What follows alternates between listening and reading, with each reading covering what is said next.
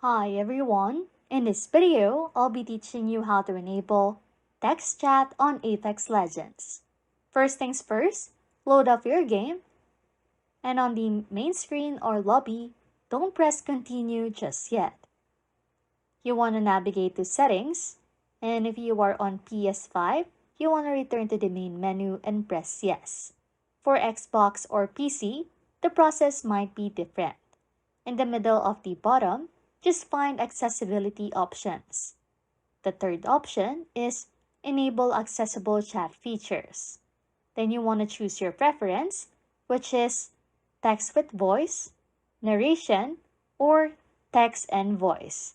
Just press continue and load up your game to be able to enable text chat on your Apex Legend. Anyways, if you like content like this, don't forget to subscribe to this channel or comment down below any tutorials you want us to make, so we can help you.